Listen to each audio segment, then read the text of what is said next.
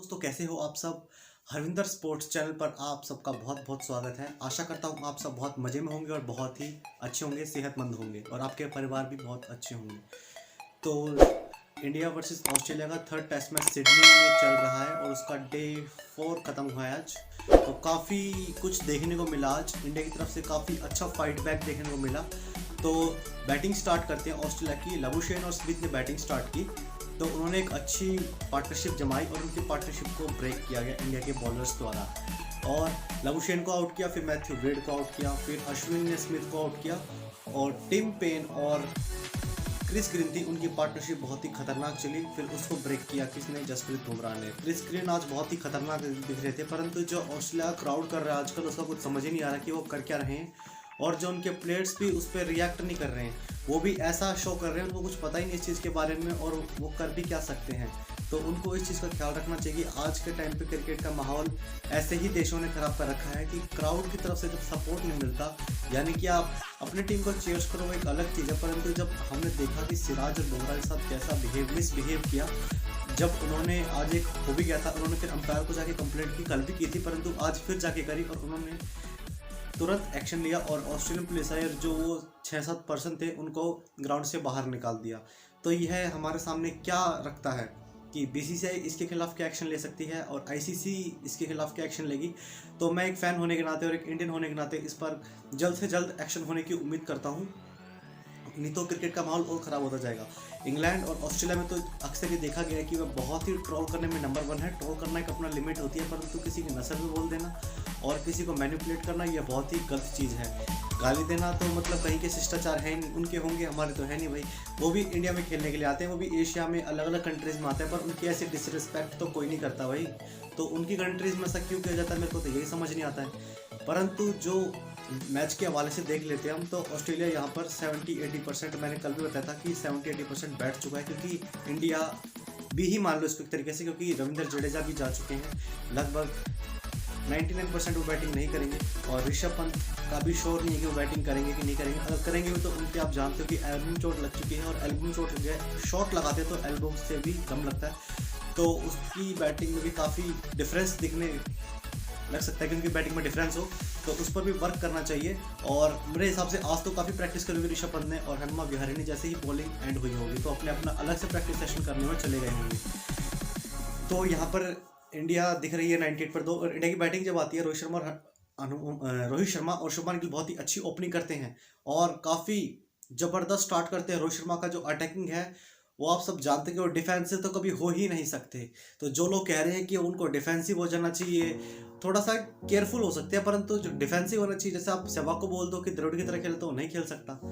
तो सच हर कोई सचिन थोड़ी बन सकता है, तभी तो यही तो डिफरेंस होता है सचिन और बाकी बैट्समैन में। परंतु जो रोहित शर्मा आप सब जानते हो अटैकिंग है, तो उन्होंने जब से अटैकिंग खेलना शुरू किया है तभी उनका जो सांप के सामने निखर के आए हैं और उन्होंने इतना अच्छा परफॉर्मेंस दिया है। तो उनके ऊपर किसी भी तरह का मेरे को प्रेशर नहीं दिखा, बहुत ही अच्छे तरीके से वो खेलते हुए दिखाई दिए और आगे जैसे खेलते जाएंगे और इम्प्रूवमेंट उनके अंदर आप देखते जाएंगे। परंतु आज वो एक काफ़ी गलत सिचुएशन में आउट हो गए। 98 पर 2, शुक्र है तीसरा झटका नहीं लगा। परंतु जो मैं कंडेम करूंगा और क्रिटिसाइज करूंगा ऑस्ट्रेलिया में जो अंपायरिंग हो रही है, तो अंपायर के खिलाफ भी कोई रूल बनाए जाने चाहिए भाई। स्पॉट फिक्सिंग में प्लेयर पकड़े जाते हैं, अंपायर में कोई एक्शन नहीं, कोई कुछ नहीं कहा जाता। ऑस्ट्रेलिया में आप सब जानते हो कि इंडिया के खिलाफ कम से कम जब लास्ट सीरीज गई थी या फिर बहुत पहले जाते थे हरभजन या फिर और भी इंडिया के पुराने प्लेयर हो जाते थे, उनके साथ भी ऐसे नाइंसाफी होती आई है।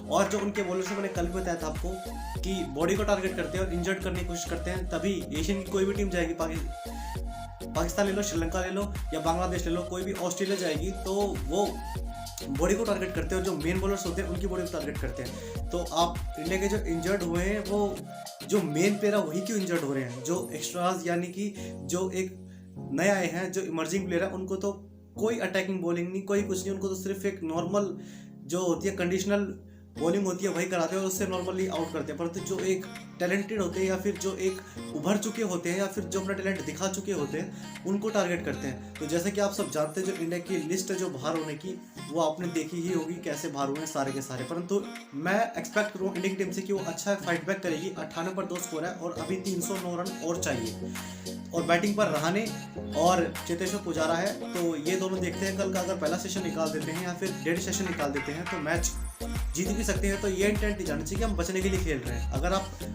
बचने के लिए खेलेंगे तो हमेशा आउट होंगे। तो इसलिए लाइफ में कभी डिफेंसिव नहीं होना चाहिए। अगर हम अटैकिव होंगे तभी हमारा फायदा होता है। अगर हम डिफेंस में ही रह जाएंगे तो डिफेंस करके आप जानते हो कि सबकी अपनी अपनी टेक्निक होती है और सबका एक अपना अपना नज़रिया होता है। तो मैं जो बता रहा हूँ एक अपना पर्सपेक्टिव रख रहा हूँ आप सबके सामने कि डिफेंसिव हो सकते हैं परंतु ज़्यादा भी डिफेंसिव नहीं होना चाहिए। तो मुझे उनकी टेक्निक पर पूरा यकीन है कि रहाणे काफ़ी अच्छे बैट्समैन हैं। इन दो में से अगर कोई भी एक सिंगल प्लेयर भी अगर सेंचुरी बना देता है और किसी सेकंड प्लेयर की 70-80 में स्कोर बन जाते हैं तो काफ़ी अच्छी स्टेज पर इंडिया होगी।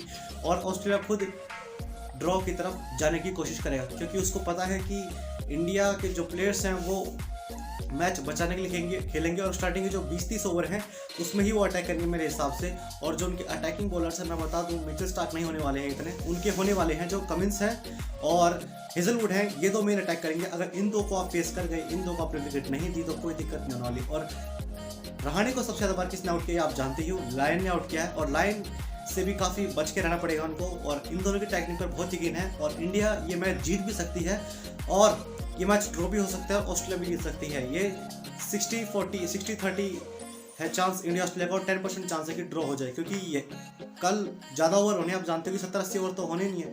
परंतु अगर इंडिया 30-40 ओवर अच्छे निकाल देता है तो परंतु दिक्कत नहीं होगी। परंतु इस सीरीज़ में जो फ्लॉप रहे हैं हनुमा विहारी, उनकी तरफ से एक भी 50 देखने को नहीं मिली और 20-30-40 तक भी नहीं पहुंचे वो किसी में। तो उनसे एक्सपेक्ट करें कि वो एक अच्छी क्लासिकल इनिंग तो दिखाते जाएं जिससे उनको ब्रिस्बेन में मौका मिले क्योंकि उनको तो वैसे मौका मिलना ही है। केएल राहुल बाहर हो चुके हैं और जो एक्स्ट्राज है उसमें मयंक अग्रवाल के अलावा और पृथ्वी शॉ के अलावा कोई और बैट्समैन है ही नहीं और ना ही कोई टिपिकल ऑलराउंडर है। तो बॉलर्स और बैट्समैन ही हैं तो उनको अपनी बैटिंग पे काफ़ी फोकस करना पड़ेगा हनुमा विहारी को। तो ये जो मैच है वो काफ़ी इंटरेस्टिंग होता जा रहा है। बोरिंग 1% भी नहीं लगा। पूरी जो इंडिया ऑस्ट्रेलिया की सीरीज है 2019 से लेके अब तक काफ़ी 1% बोरिंग नहीं देखी। मैंने पूरा मैच देखा सुबह के 5 से लेके 12:30-1 बजे तक जो मैच चला था तो काफ़ी अच्छा मैच देखने को मिला। और जो मैंने रीड किया मैंने बता दिया आप सबको कि काफ़ी अच्छा मैच चल रहा है और 60-30 का रेशियो है और 10% जो है वो ड्रॉ के चांसेस हैं। तो पर उनके जो करीब बज़ में है उनमें तो थोड़ा अलग ही दिखा रहे हैं कि 80% ऑस्ट्रेलिया विन और 15% ड्रॉ और 5% इंडिया विन। तो भाई इस स्टैट्स को बदल दो क्योंकि इंडिया कल बहुत ही धमाकेदार इनिंग खेलने वाली है जितना मेरे को भरोसा है। और आशा करता हूँ जो मैंने अपनी एनालिटिक्स आपके सामने रखी है आपको अच्छी लगी होगी। अगर अच्छी लगी होगी तो प्लीज़ लाइक करके बताइएगा और कमेंट करके बताइएगा आपका इस टॉपिक के बारे में क्या राय है और आज के दिन के टॉप मोमेंट आपके लिए क्या है और टॉप 6 या फिर जो आज इशू हुआ था या फिर आपकी उस इशू के बारे में क्या राय है जिसमें ये ऑस्ट्रेलियन या फिर इंग्लैंड वाले इंडिया के बारे में ऐसे बोलते हैं। तो आप अपनी राय जरूर रखिए और अगर आपको ऐसी वीडियो देखना पसंद है, एनालिसिस करना पसंद है तो प्लीज़ मेरे चैनल को सब्सक्राइब करिए क्योंकि मैं आपके सामने ऐसी ही वीडियो लाता रहूँगा। Thank you so much for watching. जय हिंद, जय भारत।